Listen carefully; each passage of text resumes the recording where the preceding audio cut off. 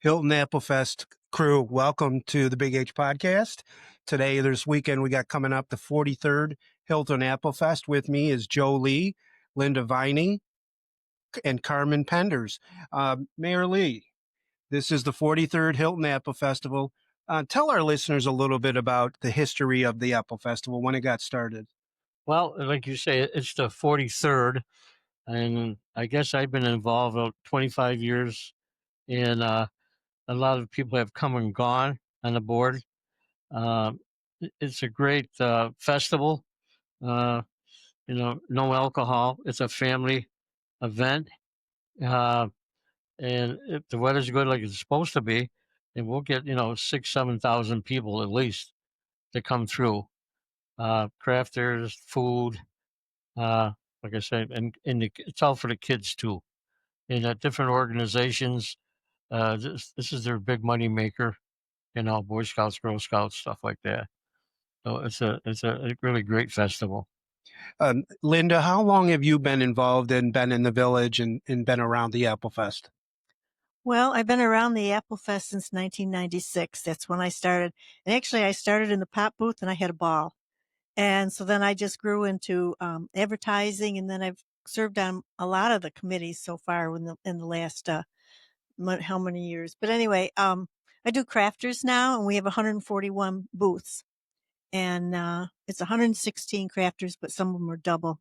And I've only had one cancellation so far, because sometimes we get cancellations. I've only had one so far this year, so that's a fantastic thing.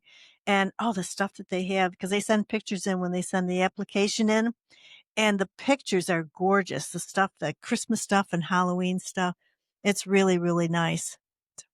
So with the crafts, is it pretty much local, or how far away do people travel to put their crafts up for sale?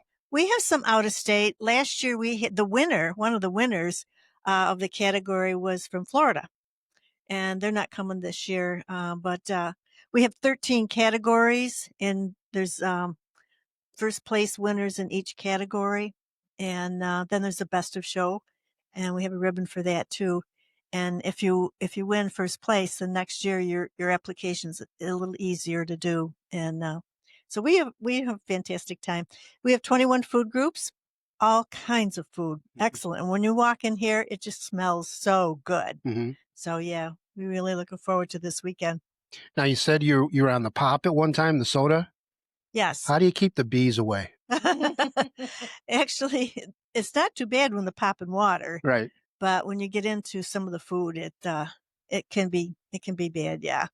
Now, you said that there's 13 categories for the crafts. Mm-hmm. What are some of the more heavily populated applications go towards? Is there pottery? What have you? We have ceramic pottery. We have wood. We have textiles, special media, mixed media, floral glass, floral/glass, clothing, and just a lot of stuff. Really, a lot. Yeah. Well, and it's really nice that, winners, there's best in show, I would think first, second, and third. Mm-hmm. How do you get people to want to judge for those crafts and stuff? Is it easy or is it hard? Can I pass it on to Karmen? Sure. Pass it along to Karmen. They are all my friends.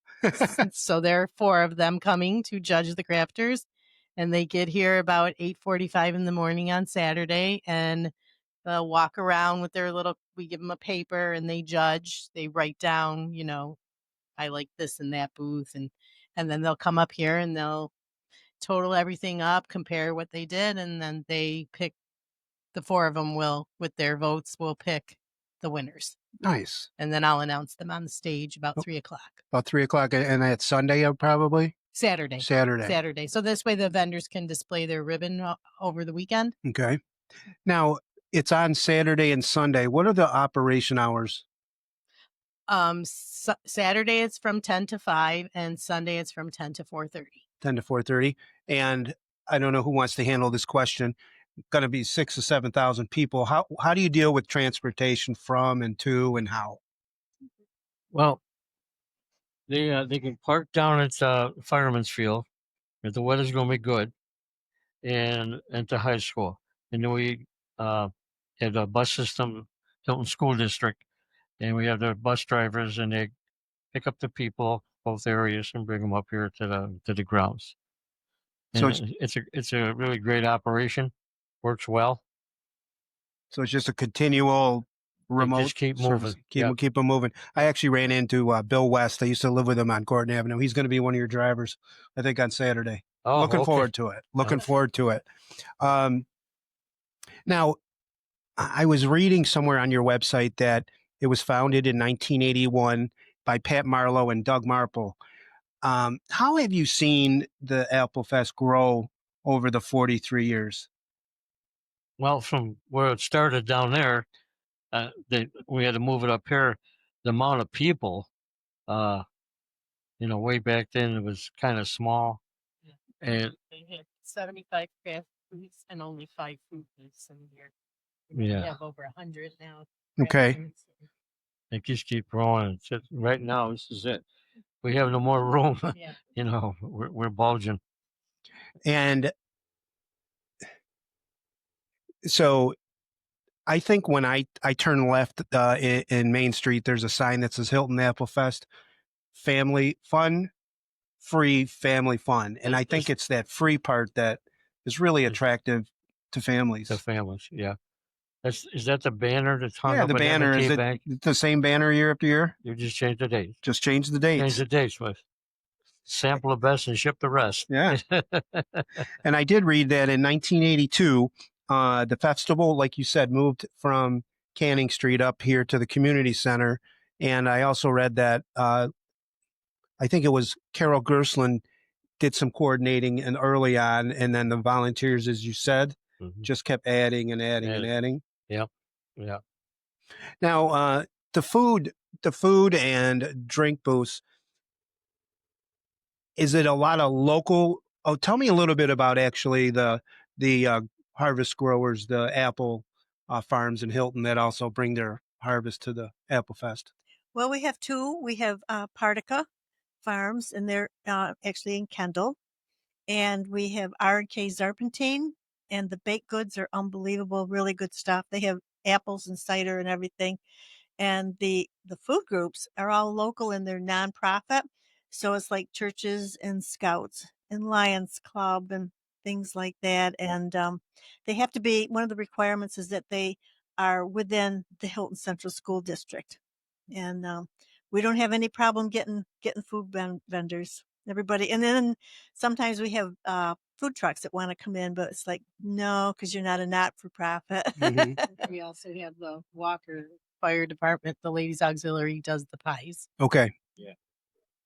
Tell me a little bit about early on with the Apple Fest when they did that Guinness World Records biggest apple pie. Yeah. Anyone remember that one? Oh, yeah. I do. Yeah. I do. It was 18 feet in diameter, and I think they tried to get the Guinness Book of World Records, and they missed it by like a month. I think somebody in England did one. So the next year, they did the smallest pie, and they did it in a bottle cap. Is that still the record, or did someone go into like the head of a pin? I don't know. Now, I did see there are some stipulations for on the grounds about, the money that you can, if it's just cash, and I think don't bring anything bigger. They can't break hundreds or something like that. What are some other things that you appreciate the patrons, with pets and bikes and skateboards? Well, it's in our brochure and everything, not to bring pets, but they do. And, safety wise, what we worried about is, you get a small kid chewing on a hot dog or something, and we don't want to see anybody get tore up. It's all about safety. You know what I mean? And I think I did see that service animals, of course, are permitted. Always. Yeah. And talk a little bit about your grounds, that some of it is on grass and some of it is on blacktop. Yeah. The food groups are on the blacktop. And as far as, I got to say this to you, the electric here, our electrician starts tomorrow morning. We got miles of wire to hook up all these groups. Food groups, they all get electric, blah, blah, blah. That's a big challenge there, and they do a great job every year, both Thursday and Friday, hooking up electric. Everybody, Linda does a real job, good job. We know, like when they come in, we meet and they need 4 outlets, they need 5 outlets. It's all on paper, and the electrician goes to work and gets it all laid out and hooked up and tested. It's a big challenge, big challenge. A lot of work. A lot of work. Tell me a little bit about the stages for the entertainment and the types of entertainment you're expecting. The kids' corner stage is down on the field. It's the red stage, and there'll be Building Families First in the morning, and they do African drumming. They're a new addition to the Apple Festival this year, so fingers crossed it goes well. And we also have Magic Joe and the Happy Pirate down there. There'll also be a magician in the kids' corner row, and there'll also be balloon twisters, and that's all free to the kids. Oh, and we also are going to have a rock climbing wall this year instead of pony rides, and that will also be free to the children. Okay. It's sponsored by Parma Rec, the Apple Fest, and the Friends of Hilton Parma Rec. How is the gazebo used? Is that used at all for entertainment or displays? Yes, there'll be like single people in there, or two or three people in small groups in the bands, and then on the main stage will be the Grease Jazz Band is playing, and Uptown Groove is playing on the large stage. And then in between, while on the large stage, while the bands break, there'll be, karate demonstrations, a saw demonstration. Have you had good luck with similar acts and displays coming back year after year for you? So it's easy to fill those Yes. hours? We try to mix up the music so it's not the same every year, but I think this year we're having Uptown Groove again because they are very good and they drew a lot of people. Mm-hmm. We used to have a limit at 2 years. Like she said, we turn the bands over, so that worked well, helped out because people say, well, that one, say, oh, that's her second year, and then we go with somebody else, everybody gets a chance. Good. Yeah. Tell me a little bit about the porch decorating contest. I think that's a neat thing. That's me. Back to the artist person. Yeah. So we set up the porch decorating contest. It's only within the village, the limits of the village. The people decorate their porches. It's free to them. They fill out an application, submit it to us, and then one of our board members goes around. She takes pictures, and then we all meet on a Zoom meeting and we vote. I think we give out 4 prizes. Mm-hmm. And this year we have the addition of the People's Choice Award. Parma Rec is giving the prize for that. So after we pick the winners as the Apple Fest board, we put it on our Facebook page for the People's Choice Awards. And I think that ended yesterday. And Kayla will announce. So all the votes are in on that People's Choice? All the winners have been picked for that already, but I can't tell you. That was my next question. You want to make news on the Big H podcast? Yeah, I can't tell you that. I don't think she's announced it yet. So I did look at some of the photos from the past years, and they're very neat and very decorative and for fallish or whatever. Yes. How many did people put in applications for porch? We had only 8 this year. Okay. We have talked as a group of the committee that does that maybe next year we might expand it to Parma. Okay. We'll see. We're going to talk about it over the next year before. So maybe we would get more people if we did that. Just a real quick question. How do you all reflect on it? Do you get together like a week after and talk about, hey, this went well or this went well, or do you put a feedback form out there for community to sign it? Like, how do you go about, improving on this year for next year? Well, we do meet once a month. Mm-hmm. So we will meet at the end of October and we'll discuss what went wrong, what went right. And Linda and I do the farmers market and Linda does the crafters. So we each give our vendors a sheet of how they felt everything went. And then they'll either mail it back to us or give it to us. So we'll go over that. And we're coming to you from... This is the boardroom. Yeah. Okay. It's got stuff all over. Yeah. So they can't see, but all these boxes you see in front of you are all the shirts that we all have on. Mm-hmm. And there's sweatshirts and t-shirts and tank tops and all kinds of mugs. And if you look back there, I also do the Corey's Apple Pond. Okay.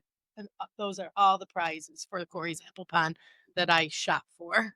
Corey's Apple Pond, is that like the kids throw it over and then everyone gets a prize, that type of thing?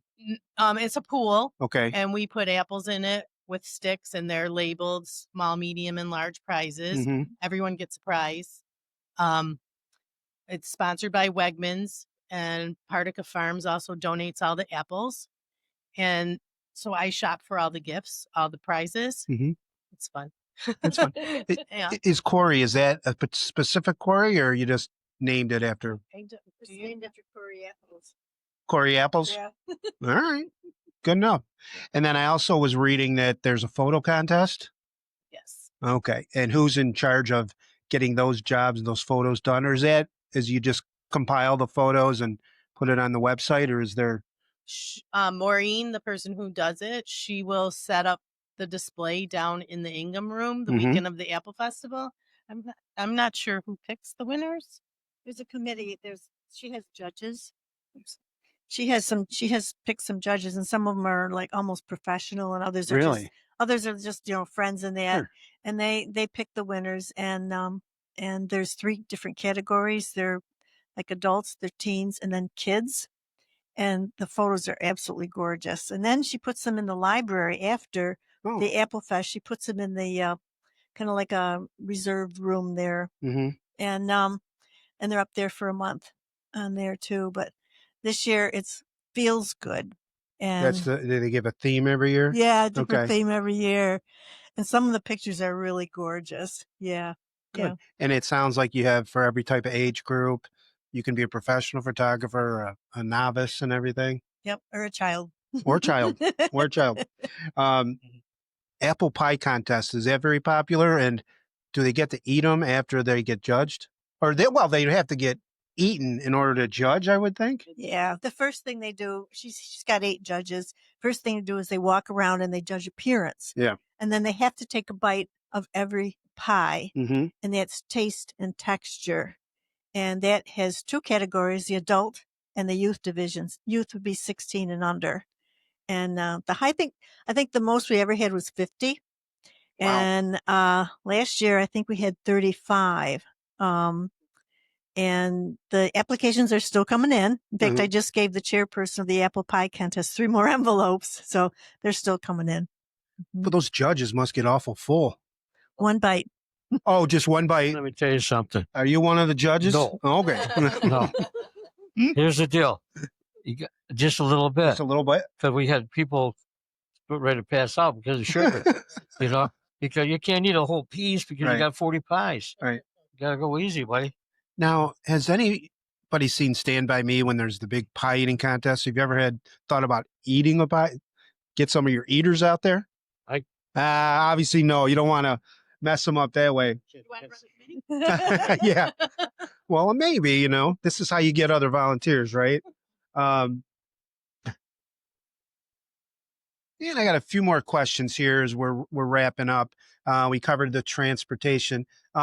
Could you discuss the sponsors a little bit? I think I heard Wegmans. Anybody else that sponsors? And what do the sponsors, what do they do for you? Tops is I don't know if you've seen the trailer out here, Mhm. refrigerated trailer. They donated water, help us out that way. Tops is always big, and we alternate with the refrigerated trailer. 1 year we do Tops, next year we do Wegmans. Wegmans is pretty big. They're big on the sponsor here. We have different levels, like the Calmer 20 ounce. That's for $5,000 or more. Honey Crisp is up to $4,999. And that would be Monroe County. They were huge too this year. And Shuman Werner, they're big. Then we have the Golden Delicious. And then we have the Macintosh level. So there's all kinds of levels from $100 up to over $5,000. And so we're always happy to get them. And we put a big banner up in the information booth that lists all of our sponsors. I think I know the answer to this question, but when does the planning start for 2026? The day after.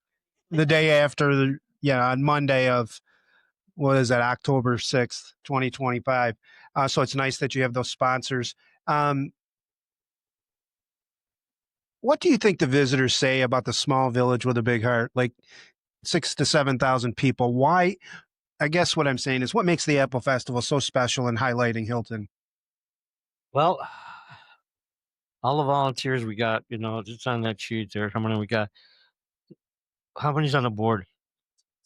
13. So we got 13 people on the board that put this whole show on. We meet every month. And the last month we meet twice a month. It's a lot of work, Mm-hmm. a lot of hours.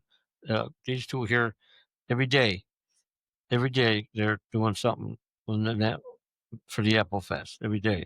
It just don't it just don't happen. Right. You know what I mean? And it's safe. We have security both days and nights. Very good security. We have Monroe Ambulance here. The cover. It's a safe place, and people know that. Mm-hmm. Like I say, no alcohol, and we keep an eye on everything. Mm-hmm. We do. We really do. Everybody does. Everybody's got a radio, and in case something goes wrong, the guys are here. I mean, Linda It's a- or Karmen, it's a- anything you'd like to add to that? Yeah, I would just like to say that the Apple Fest happens the first weekend in October usually, but there's a lot of other things we do for the community. Like, We do donate money to the food shelf or whoever we choose that year to donate to the charity. There's a lot. I mean, we do Summer Smash. We have a booth at Summer Smash. We give away stuff. We're here at the Christmas on Main Street. We're giving away apple pies little individual apple pies this year. Classic Wheels on Main Street. We're there. I mean, we are out there in the community, not only for the Apple Festival, but we do other things for this community. And and also the library window. I would just like to put, if anybody would like to go check out the library window. I do. Have you seen I drive by it every day. It looks I great. did it. Oh, you did it? Yeah. Looks wonderful. With two of my friends. Okay. So that's all I really wanted to say, because it's more than just the weekend of this great Sure. festival that we do. Yeah. Okay. Also, we give out 2 scholarships to 2 seniors at the Hilton High School, and as we raffle off a $500 Visa gift card, and the money that we receive for that, the proceeds go to $500 for each scholarship for the high school student. Yeah. And today, month of October is Breast Cancer Awareness, and Linda and I we went around. I don't know if you see them in the Village Street. We'll put the pink ribbons around today. So, like Carmen said, it's not just Apple Fest.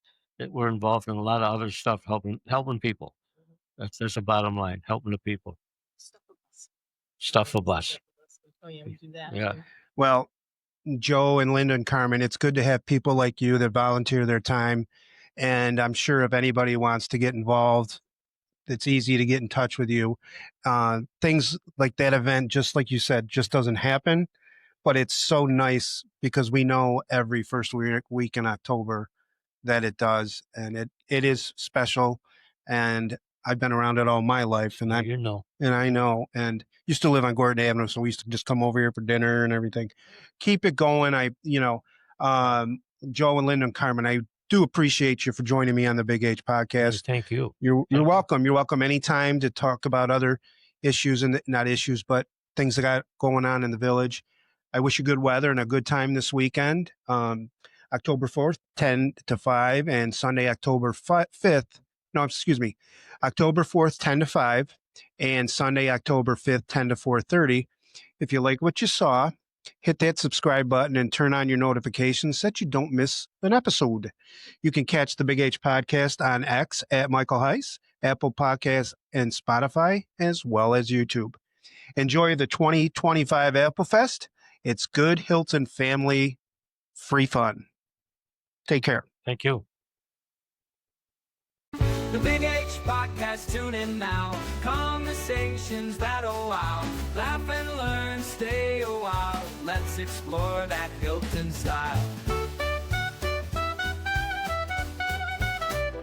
From the highs to the lows, every story just explodes. Mike's got questions on the go, diving deep from head to toe.